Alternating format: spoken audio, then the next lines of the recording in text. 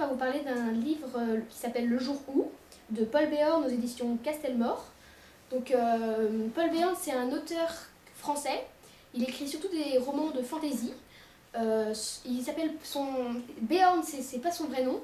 Je me souviens plus trop de son nom, mais je sais qu'il a choisi ce nom parce que le personnage de Béorn dans Le Hobbit l'a énormément marqué. Donc c'est pour ça qu'il a choisi ce nom. Donc voilà. Après le résumé, c'est dans le monde entier, il y a un virus qu'ils ont appelé le marchand de sable qui endormit certaines parties du cerveau sur les personnes surtout de plus de 16 ans, les adultes, et les plonge dans un grand coma. Du coup, les enfants sont obligés de se débrouiller seuls. Il y a beaucoup de bandes qui se mettent à l'entrée des supermarchés pour accueillir les gens et pour échanger contre un petit peu de nourriture. Voilà.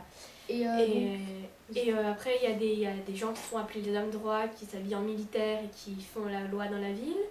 Mais il y a aussi Léo et ses amis qui, eux, ont fait un camp où ils ont ramené tous les bébés, tous les petits enfants dans la ville, qui les nourrissent et qui font un camp où il n'y a pas vraiment un chef, où c'est plus une démocratie et où chacun est libre par les liens de l'amitié et... bref, voilà. Donc, en fait, alors, le livre il raconte surtout aussi l'histoire de ce qui se passerait, ça montre bien que qu'est-ce qui se passerait si les ados étaient livrés à eux-mêmes, parce que les plus grands prennent immédiatement le pouvoir, c'est-à-dire qu'ils s'emparent de tout ce ils sont plus forts, donc ils se décident bon bah nous on va prendre le commandement, donc tous les autres on va les mettre sous nous, c'est les petits, donc on va les martyriser, mais il n'y a que Léo et Marie, c'est les deux héros, qui ont décidé, qui se sont dit bon bah nous on va aider les autres, tous les petits, ceux qui sont sans parents, tous ceux de 8 à 12 ans, et les bébés, parce que sinon personne ne va s'occuper d'eux, ils vont mourir. Et donc les hommes droits, c'est comme on l'a parlé, c'est un groupe d'enfants qui se fait de plus en plus présent dans la ville. On ne sait pas quel groupe ils appartiennent, qu'est-ce qu'ils sont, le seul truc qu'on sait c'est qu'ils habitent la caserne. Bon, après on va découvrir qu'ils ne sont pas forcément aussi sympathiques que leur image le montre. Ça montre aussi, moi j'ai beaucoup aimé ce livre aussi, ça montre aussi beaucoup que sans les adultes, les enfants ils sont complètement paumés, que même si on apprend toujours les bonnes manières dans la vie, les machins, les bidules, les enfants dès qu'ils se retrouvent seuls, ils feront la loi du plus fort et c'est la jungle. Et ça montre qu'il n'y a pas beaucoup de personnes qui au fond ils ont des bonnes intentions envers les autres et de l'altruisme.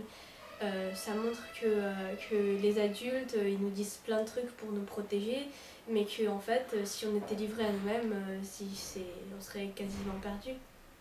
Alors, moi, mon avis, c'est que ce livre est très bien. J'ai beaucoup aimé le style de l'auteur. On le voit sous les deux personnages les plus importants, c'est-à-dire Léo et Marie, chacun de leur côté. J'ai beaucoup aimé ce livre. Il y a un seul truc que je lui reproche un tout petit peu, c'est que pour ceux qui ont lu la BD seuls, ça fait un peu beaucoup penser à ça, c'est-à-dire des enfants livrés à eux-mêmes, il y en a qui deviennent plus forts que les autres, ils se battent entre eux, ça finit pas toujours bien. Bon, ça fait un peu, pas copier-coller, parce que la fin se finit quand même, on peut pas dire que ça se finisse bien, parce qu'il y a beaucoup de tristesse et de mort, voilà. Mais sinon c'est bien, j'adore le style, il y a des... Et oui, au début de chaque chapitre, il y a un petit truc assez marrant, c'est qu'il écrit une rumeur qui traîne dans la ville, et il la met sur 1 sur 5. Il dit si c'est possible ou pas. Et j'ai beaucoup aimé parce que quand on les lit, on peut rigoler. Voilà.